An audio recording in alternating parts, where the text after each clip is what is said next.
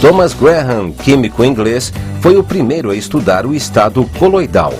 Em 1862, ele estabeleceu a distinção entre os solutos que se difundem rapidamente e os que o fazem com grande lentidão. Chamou os primeiros de cristalóides, porque podiam ser obtidos em forma cristalina, e os segundos de coloides, do grego cola, porque da mesma forma que a cola se apresentavam em estado amorfo ou gelatinoso. Hoje se prefere falar em estado coloidal em vez de coloide, uma vez que, dependendo das condições do sistema, a mesma substância pode vir a constituir uma solução ou um coloide. Bem, você entendeu tudo que o texto mostrou. Na verdade, o nascer do termo coloides. Mas o que são coloides para você no dia a dia?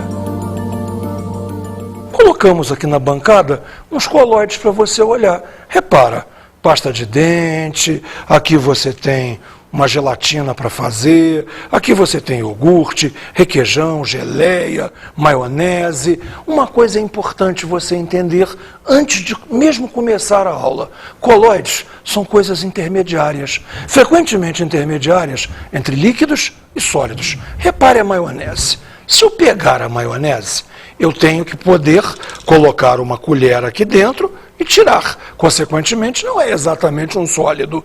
Agora, se ela fosse um líquido, quando eu a entornasse, iria escorrer. E repara, não escorre absolutamente nada. Isso é verdadeiro para todas elas. Nota só, geleia. Geleia eu pego com uma faca e passo no pão. Não é um sólido. Eu derramo. Não é um líquido. Veja, isso é verdadeiro para o requeijão. Perdeu a graça, você já entendeu. Olha só, aqui o aspecto é sólido, mas eu coloco uma faca e passo no pão. Derramo, não é um líquido. Isso é a marca registrada do coloide. Coloide é sempre uma coisa intermediária entre dois estados. Nesses nossos exemplos aqui, intermediários entre líquido e sólido. Bem, vamos começar agora um estudo mais técnico. Como é que nós vamos definir coloide? Me acompanhe. Num coloide, as partículas têm que ficar entre 1 nanômetro e 100 nanômetros. Claro que isso aí também pode ser dito em angstroms. Aí ficará entre 10 angstroms e 1000 angstroms. Veja, mais uma vez, o coloide é um sistema intermediário. As partículas são entre um valor e o outro valor. Se fossem menores do que 1 nanômetro, seriam as soluções, ou soluções verdadeiras. Se fossem maiores do que 100, aí já seriam as dispersões grosseiras. A marca registrada do coloide é ser intermediário.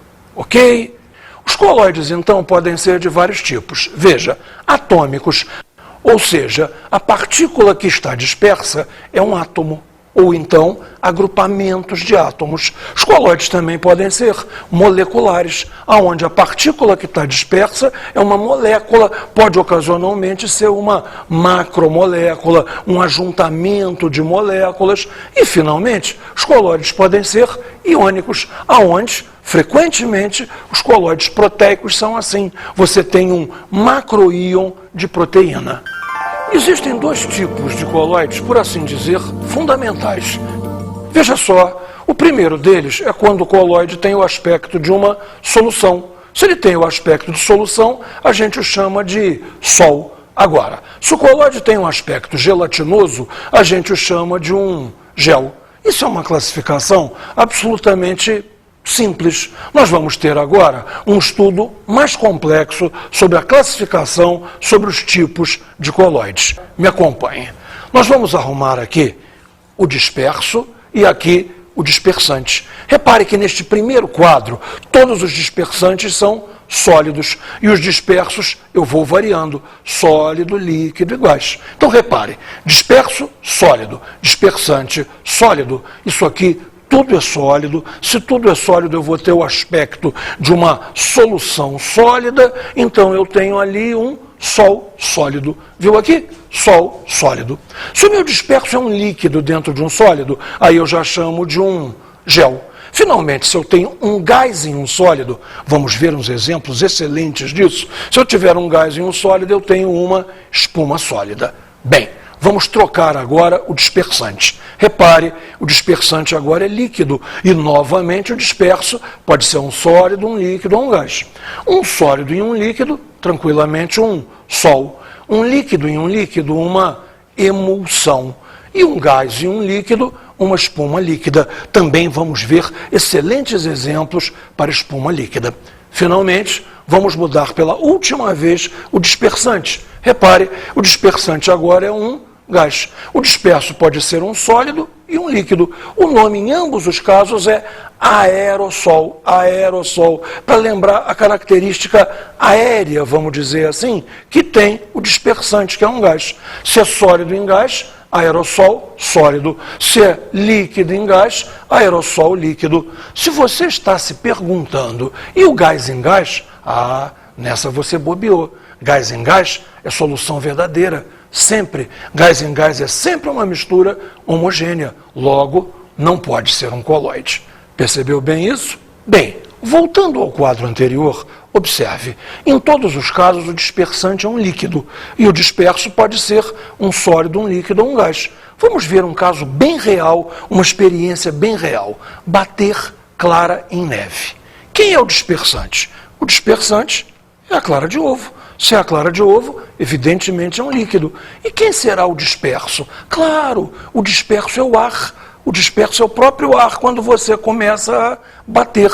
Então você vai ter um disperso, que é um gás. Você tem um dispersante, que é um líquido. Então você vai ter uma espuma líquida. Vamos ver como é que isso funciona? Repara só. Tenho aqui as claras, derramei as claras aqui. Pronto, estão derramadas. Esse aqui é o meu dispersante. E agora o que eu tenho que fazer? Bater a clara. Repara, no começo se formam bolhas muito grandes. E essas bolhas, conforme a gente vai batendo, elas vão sendo incorporadas à massa, vão se transformando em bolhas menores. Repare que o volume total do sistema começa a aumentar. Claro que eu não sou um grande especialista em bater clara em neve, mas repare, você ainda tem bolhas bastante grandes que a agitação irá reduzindo em tamanho essas bolhas. O volume total da mistura tende sempre a aumentar, ou seja, cada vez mais o ar é incorporado a essa mistura e a estabilidade desse sistema também tende a aumentar. Quando a gente parar de bater, a boa clara em neve não deve desmanchar inteiramente, ela deve se manter estável por um bom tempo. Eu tenho a certeza que os especialistas em clara em neve conseguem isso. Mas veja, numa parte nós já temos razão. O volume disso aqui aumentou muito e não tenha dúvida, isso aqui é uma espuma, uma coisa intermediária entre o líquido e o gás. Já conseguimos o nosso objetivo.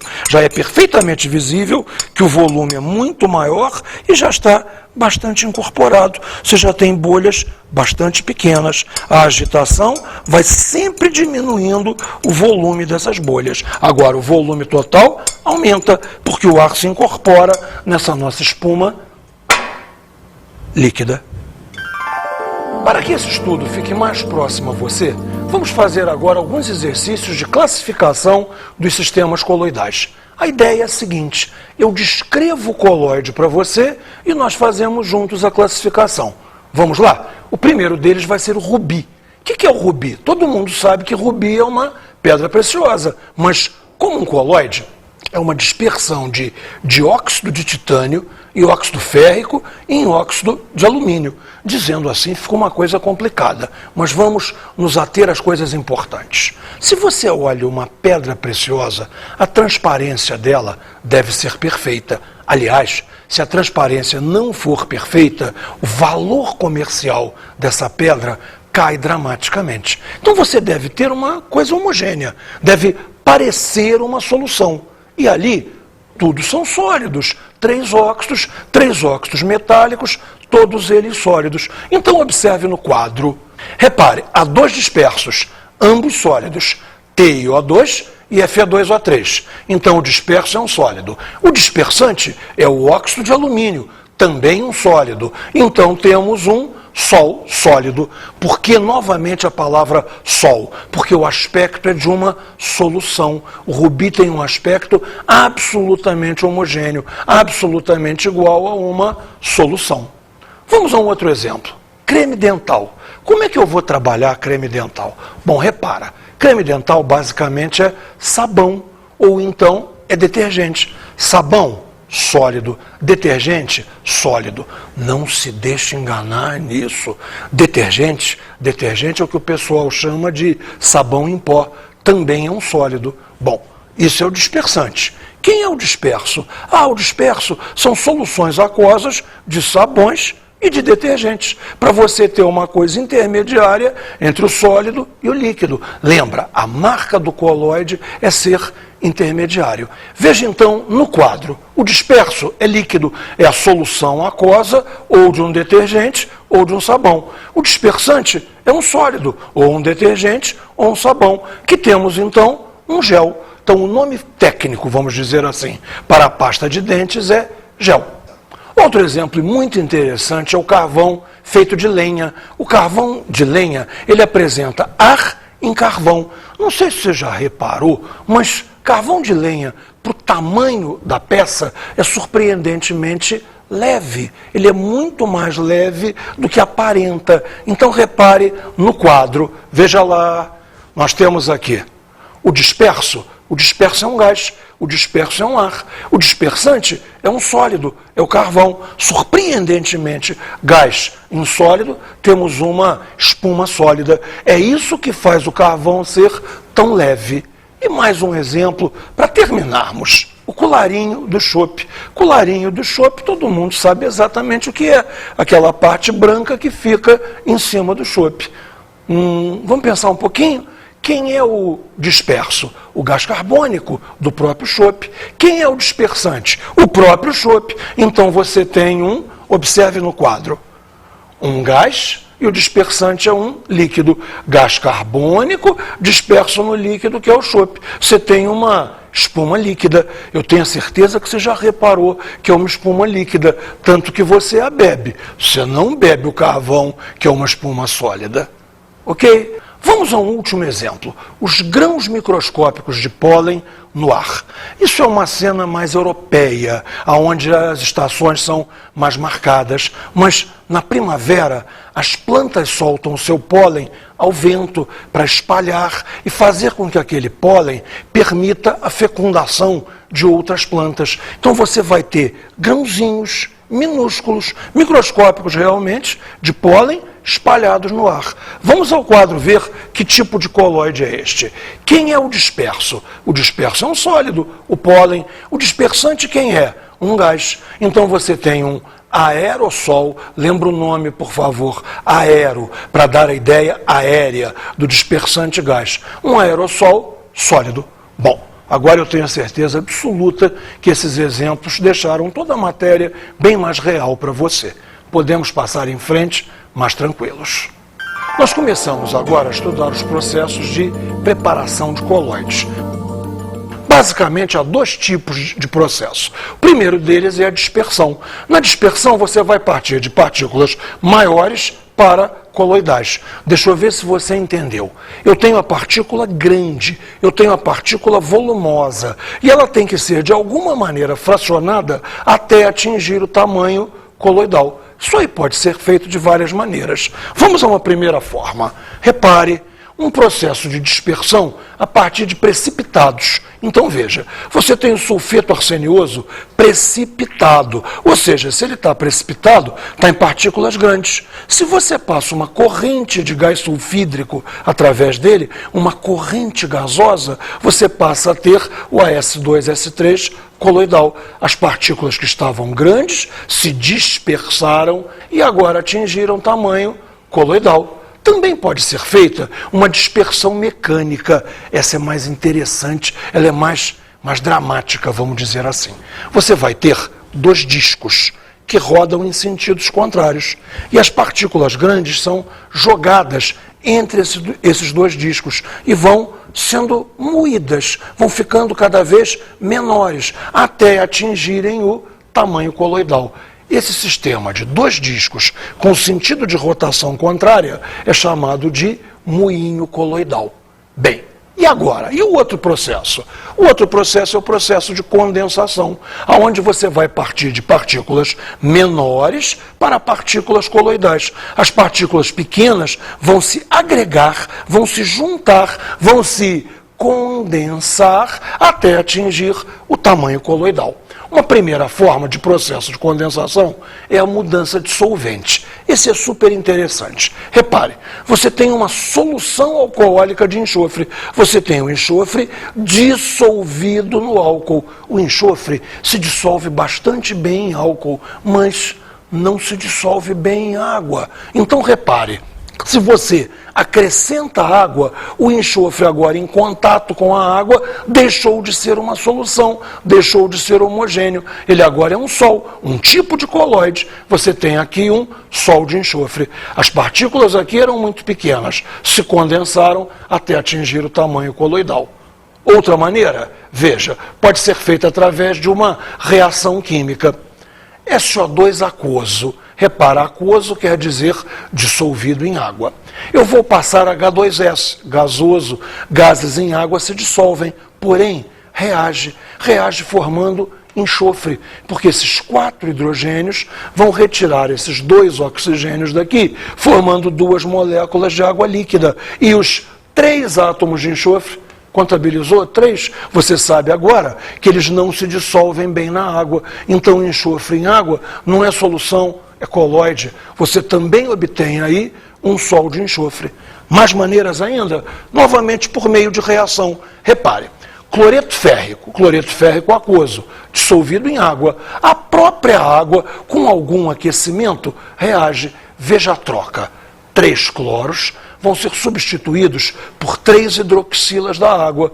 Vamos ter FeOH3 e 3 de HCl. O HCl é aquoso, dissolve muito bem na água, mas o hidróxido férrico dissolve muito mal. Você consegue partículas de hidróxido férrico coloidal. Você consegue um coloide de hidróxido férrico. Mais um exemplo ainda? Olha só. Esse é importantíssimo, até historicamente, o processo de Bredig, que permite a gente a obtenção de mercúrio coloidal. O processo é meio complicado, eu vou te explicar com detalhe para você entender até que esse é um processo de condensação, que aparentemente não é, mas você vai ver que é. Olha só o processo de Bredig. Você tem aqui, neste frasco, mercúrio e água. Mercúrio muito mais denso do que a água embaixo. A água por cima. Aqui você tem um contato elétrico, você tem um fio ligando isso aqui, tensão de 110 volts, esse fio está mergulhado aqui dentro de um duto de mercúrio. Mercúrio que desce aqui até essa torneira, que nesse instante está fechada. Mercúrio, então, não está passando para cá. Repare, o circuito está aberto, não está acontecendo nada. No instante em que nós abrirmos essa torneira, o mercúrio vai escorrer por aqui, atravessar a água e chegar até aqui embaixo, fechando o circuito, porque mercúrio vai tocar em mercúrio. O circuito está fechado. Você vai ter um aquecimento violento aqui e esse mercúrio se vaporiza, passa para vapor de mercúrio. Presta atenção agora. Se é vapor de mercúrio, são átomos, as partículas estão muito pequenas. Porém, quando elas tocam a água, tocando a água, elas se resfriam e se condensam até o tamanho coloidal. Ou seja, o processo de Bredig permite obter mercúrio coloidal a partir de vapor de mercúrio. Consequentemente, é um processo de condensação. Vamos fazer agora um resumo das principais propriedades dos coloides. Vamos lá? Primeira delas, o efeito Tyndall. Efeito Tyndall todo mundo já viu. Efeito Tyndall é aquele lance que quando bate sol no quarto, quando bate sol lateralmente, você olhando para aquele raio de sol, você consegue ver a poeira, você consegue ver grânulos de poeira no ar. Tudo isso por quê? É porque a poeira ficou grande? Não, é porque a poeira ficou adequadamente iluminada. Então, na verdade é o seguinte, o problema não é de tamanho da partícula, o problema é da adequação da iluminação. Isso foi brilhantemente explorado num microscópio chamado de ultramicroscópio ou microscópio de Zsigmond. Vamos ver como é que isso funciona. Repare então, o microscópio de Zsigmond é um microscópio comum, só que ele está focado num ponto do coloide. E nós vamos fazer um sistema de lentes, fazer a luz convergir para este ponto do coloide, que ficará então intensamente iluminado. Naquele ponto, então, intensamente iluminado, será possível visualizar as partículas do coloide, que, por falar nisso, se chamam micelas. Ou seja, o efeito Tyndall teve uma aplicação prática da melhor qualidade. Vamos ver outra das propriedades. Movimento browniano. Tem esse nome em homenagem a um biólogo, um botânico chamado Brown, que conseguiu ver o movimento aleatório de grãos de pólen na água.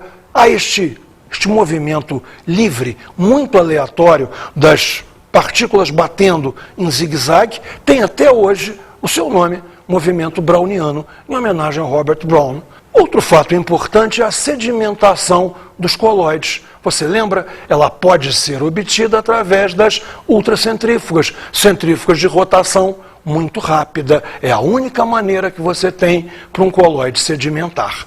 Veja agora, filtração. Como é que a gente pode fazer a filtração? Eu preciso de filtros que tenham uma porosidade muito pequena. A gente os chama de ultrafiltros. Você tem que forçar a micela a não passar por ali. Então a porosidade do filtro tem que ser muito baixa para que a micela não passe, mas o solvente, entre aspas, passe. É mais complicado um pouco. Outra propriedade muito importante dos coloides é a absorção de cargas. Observe, por exemplo, um coloide de AS2S3, sulfeto arsenioso coloidal. Então observe que as micelas de sulfeto arsenioso podem absorver cargas, pode haver uma absorção de cargas aqui, íons S2- e HS-, criando uma capa negativa em torno da micela. Logo, as partículas do meio se orientam por aqui e trazem uma carga positiva para cá, criando aqui uma diferença de potencial que tem um nome super importante. Repare, a diferença de potencial entre a superfície da micela e o meio é chamada de potencial zeta. Você já sabe agora o que é potencial zeta. É quando houver absorção de cargas, gerando uma micela com uma carga e o meio imediatamente próximo com outra carga. A diferença de potencial entre esses dois extremos você chama de potencial zeta. Ok? Está entendido o que é potencial zeta? Vamos em frente então. Peptização. Peptização vem do grego pepsis, onde pepsis quer dizer digestão. Quando você digere, o alimento é macerado, triturado, transformando-se finalmente numa solução. Então a gente chama de peptização a transformação de um coloide gel em sol. O coloide é digerido, transforma-se numa solução. A única maneira de gravar isso é no grego mesmo, porque o próximo nome, repare, é extraordinariamente parecido, é pectização. Pectização vem do grego também, pexis, onde pexis quer dizer coágulo. Uma coisa se vai coagular, coalhar, talhar, todos esses verbos querem dizer a mesma coisa. Por exemplo, sangue coagulou. Ele estava fluido e se tornou mais sólido. Ele estava como uma solução e ficou uma coisa mais gelatinosa. Então eu chamo de pectização a passagem de sol para gel. Entendeu a diferença entre pectização e peptização? O único jeito é gravar o grego mesmo. Pepsis, digestão. Peques, coagulação. Vamos a mais um exemplo? Tixotropia. Essa é muito interessante. Tixotropia é quando um abalo mecânico faz passar de gel a sol e, consequentemente, na volta de sol a gel. Você tem alguma coisa que tem um aspecto gelatinoso e um abalo mecânico a transforma em solução. ou vice-versa. Isto aí é tixotropia. Também pode ser o contrário. Você tem uma coisa que parece um sólido, você a balança e ela se transforma numa coisa gelatinosa. Ambos os casos recebem o nome de tixotropia. Vamos fazer agora um exercício interessante sobre classificação das dispersões. Eu vou te dar um quadro que apresenta as propriedades de diversas dispersões. Na verdade, 3. A dispersão A, a B e a C. Observe para A. Natureza da partícula. Átomo, íon, molécula pequena. Pela gravidade, não há sedimentação. Separabilidade. Ela não pode ser separada por filtração. Repare, partícula pequena, que não sedimenta, não filtra, isso aí é um meio homogêneo, isso aí é uma solução verdadeira ou solução. Vamos à dispersão B. Repare lá, natureza da partícula, macromolécula, molécula grande, ou então grupos de moléculas. Pela gravidade, ela perde a homogeneidade, não se torna tão homogênea. Separabilidade só pode ser separada por membranas especiais, a separação é difícil, não tenha dúvida, você está em frente a um coloide. Finalmente, vamos ver a dispersão C. Natureza da partícula. Caramba, as partículas são visíveis a olho nu. Você olha e vê a partícula. Gravidade, sedimenta rapidamente. Separabilidade, pode ser separada por papel de filtro. Quer dizer que um filtro separa isso aí com facilidade. O que é isso? Tem muito exemplo. Areia na água, barro na água. O que é isso? Uma dispersão grosseira. Você viu como é que agora está fácil classificar, separar quando é uma solução verdadeira, uma grosseira ou um coloide? Exercício sempre ajuda a gente a entender melhor. Qual ou quais dos materiais a seguir são coloides? Vamos reconhecer coloides. Maionese. Lembra que nós abrimos a aula te mostrando a maionese. Maionese você pode pegar uma faca, espalhar por cima de um tomate, de uma alface, então ela funciona não como um sólido, mas também não é um líquido, você não derrama. Lembra sempre, estado intermediário, coloide. Iogurte. Iogurte também estava lá em nossa mesa. Um iogurte também é um tipo de coloide. Agora, não fica achando que tudo que é comida é coloide. Azeite, por exemplo, não é. O azeite não é perfeitamente líquido? Sim, no azeite você tem vários óleos, você tem um mix, um blend, para falar bonito, de diversos óleos que tornam o gosto daquele ou desse azeite mais marcante, menos marcante, mais suave, mas é uma solução de óleos em óleos. Veja, o refrigerante. Refrigerante é comida? Bem, não exatamente. No refrigerante depende, já discutimos isso antes. Se o refrigerante estiver fechado, você não vê as bolhas. Se você não vê as bolhas, é solução verdadeira. Se o refrigerante estiver aberto, você vê as bolhas, o refrigerante se torna uma dispersão grosseira. Bem, finalmente, sal e óleo. Eu te recomendo que tente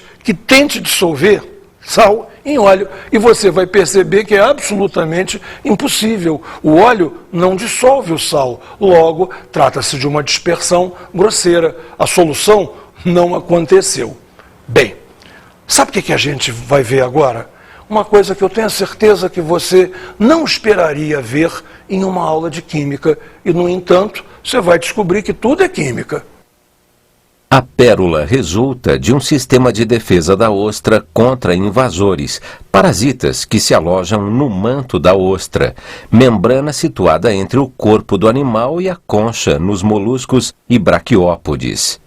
Túnica, ou mesmo um grão de areia, são atacados por uma substância composta de aragonita, um tipo de calcário, uma outra substância orgânica igual à da concha externa e água. Essa mistura é chamada de nácar e cristaliza em camadas em cima do intruso. Pérolas são usadas desde tempos imemoriais na confecção de joias, como o fantástico anel de pérola negra que transforma toda a mão numa joia rara. Prestaram atenção então ao texto? Vamos tirar o que interessa daí de química. Afinal de contas, o que é a pérola? Uma dispersão de água em calcário. Então repara, o disperso é a água, um líquido. O dispersante é calcário, na verdade, aragonita, uma forma especial de calcário, que é um sólido. Então você tem disperso, líquido, dispersante, sólido. O que é a pérola, então? A pérola é um gel. Bem, espero que vocês tenham gostado da aula, aprendido muito nela, o tema não é muito estudado e agora vamos às nossas dicas de estudo.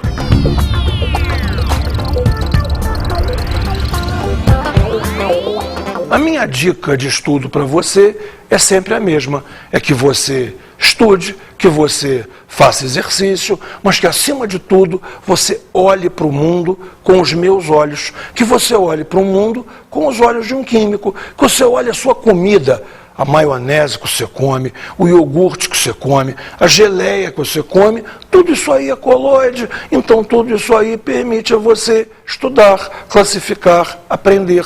Viu que surpresa a pérola? Aliás, por falar em pérola, tem uma coisa a mais que eu tenho que dizer a você. A pérola é calcária, logo ela teme os ácidos, não pode entrar em contato com os ácidos. Uma simples gota de vinagre é capaz de destruir uma pérola. Muito cuidado então. Química serve para tudo, para o bem, para o mal, para tomar cuidado, para aprender e, acima de tudo, para viver. Bons estudos para você.